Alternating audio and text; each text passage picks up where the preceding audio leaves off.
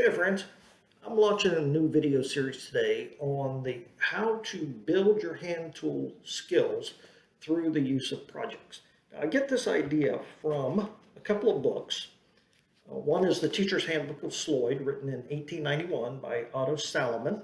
I've talked about this a couple times on the channel. The other one is the Sloyd System of Woodworking by Benjamin B. Hoffman and co-written by Otto Salomon. This came in 1892, so just 1 year later. The idea between the two books is the relationship between using projects that are of interest to the student to help build both the woodworking skills and cognitive abilities and all that kind of stuff. So I've gone through that in other videos, so we won't get into that today. So today's focus is really talking about the relationship between projects and how they develop skills. So in order to do that, we're going to dive into the book here. First, we're going to look at the Teacher's Handbook of Sloyd and the skills listed out in that book. Then we're going to jump over to the Sloyd system because that talks about the models.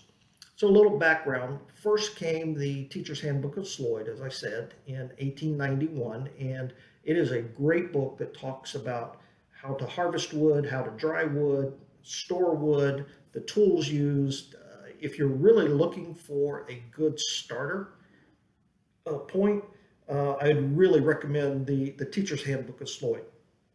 Now, I bought a hard copy, but I also found a free copy online at the Internet Archive. Same thing for the system, Sloyd System of Woodworking. So the information is available out there for free, and I'll put links to that down below. But when Solomon did his work, the Teacher's Handbook of Sloyd, he focused a lot on the skills that he wanted to develop in the students. And he did not focus a lot on the actual projects, even though he listed out his projects. He didn't give us much detail about how to accomplish those projects.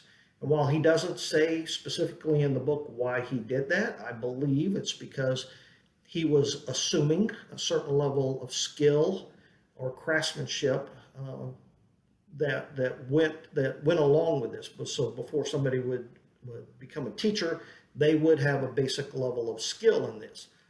Not to be a true artisan, as I've said in previous videos, but to have a certain level of skill. And I think he assumed that by just the brief descriptions, the models could be built. That was followed up by this book, The Sloyd System of Woodworking, where he actually details what the model should look like. Now, I do want to say here that they are very clear that those were models that were in effect at that time. They were relevant to the kids that were doing the models. It meant something to those kids. And as you evolve or move this to a different location, possibly a different time, now that we're well over 100 years later, the models might need to change. And that's okay as long as the basic skills are being preserved and you're accomplishing the aims and goals of Sloyd, which is to develop character, develop problem solving, things of that nature. So let's dive into it and let's take a look at the books here online. All right, so first we want to focus on, let's see. First, let's take a look at the Teacher's Handbook of Sloyd. And really what I like about using this on the Internet Archive, you can see it's archive.org.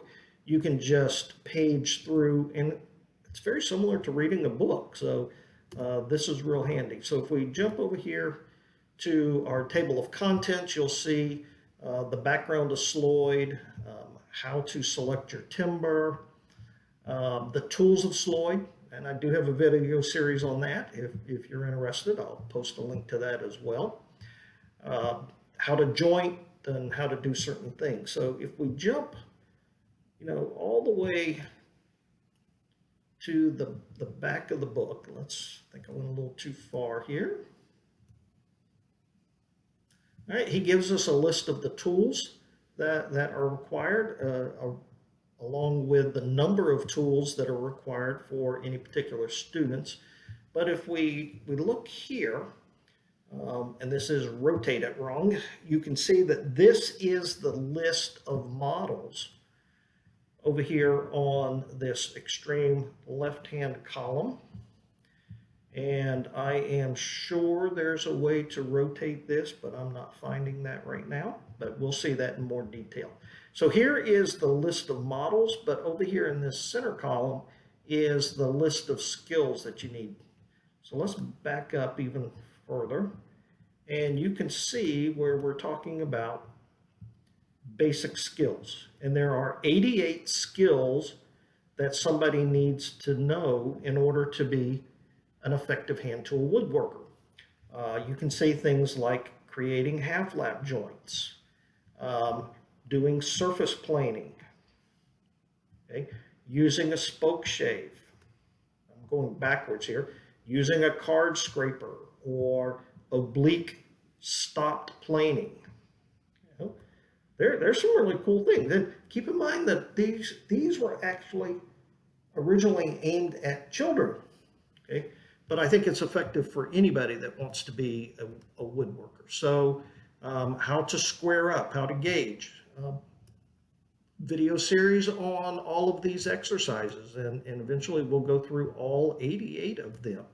But as we progress, going from the very simple to the complicated or difficult as the methods of Sloyd, you can see where we're starting to talk about dovetailing and doing the common dovetail, using the short shooting board.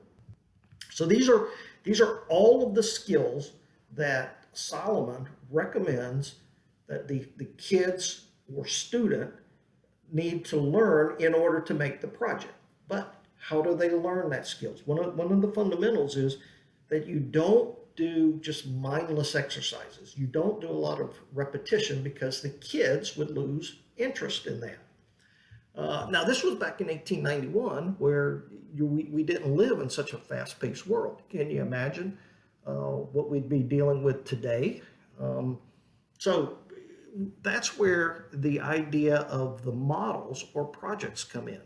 So let's take a look at Benjamin Hoffman's book, The Sloyd System of Woodworking. Same thing, internet.org allows you to page through just like you are reading a book. Okay, so we get into the contents, and we're talking a little bit about now some of the back history. How do you position your body? How do you use the body to implement the work? And then near the end of the book, in actually a very significant portion of the book, is talking about the models and projects themselves. So that actually comes up here on page 96. And let's see if it's going to let us jump straight there. No. So let's scroll on over and take a look at page 96.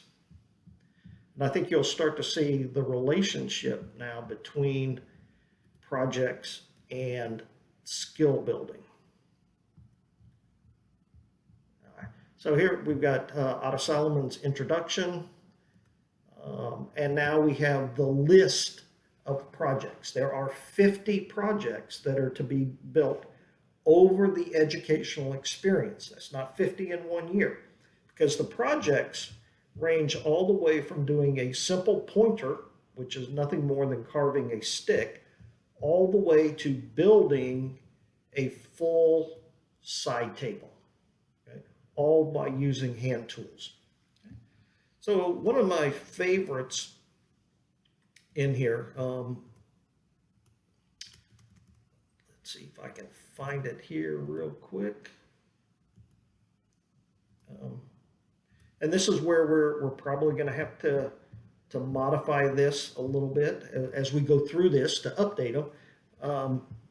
You know, for example, I think you might have heard me say this in another video, but you know, they want you to make a dibble.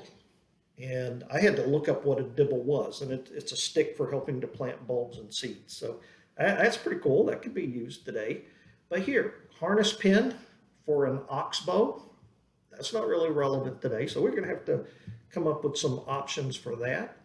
Uh, Here is a paper cutter, but this could easily be translated into um, a butter knife or cheese spreader or something like that can be used on a charcuterie board, given as a gift, carving a bowl.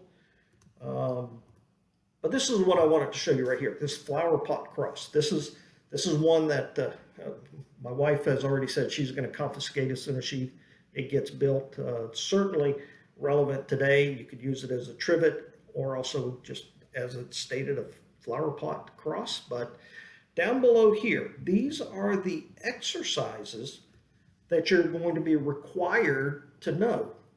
And some of these are brand new, so they're being introduced at this time, but you're now expected to learn these skills while you're making the project, which means your project probably isn't going to look very good the very first time, and you might have to build the project again and again. So in this case, sawing off, or crosscut as we would call it today, long sawing, which is rip sawing, edge planing, squaring, gauging, crosscut.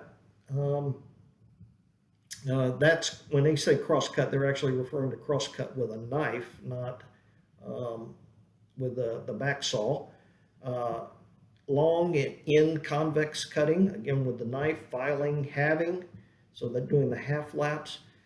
So we get details now up here on how to actually execute the project, but we don't get details on the skills that are needed, or how to execute the skills. You know, we get a listing of the skills, but we don't get details on how to do it.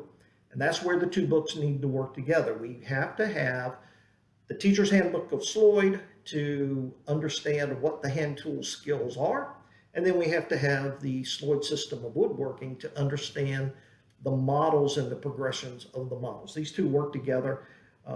But I tell you, I'm really looking forward to this. I think I'm going to have a lot of fun actually producing these models. So what's the purpose of this? Two, actually. First of all, I want to improve my own hand tool skills. I've seen some great hand tool teachers out there. People that come to mind immediately are Paul Sellers, Rob Kosman, James Wright, Rex Kruger, some really good people on how to do hand tool woodworking.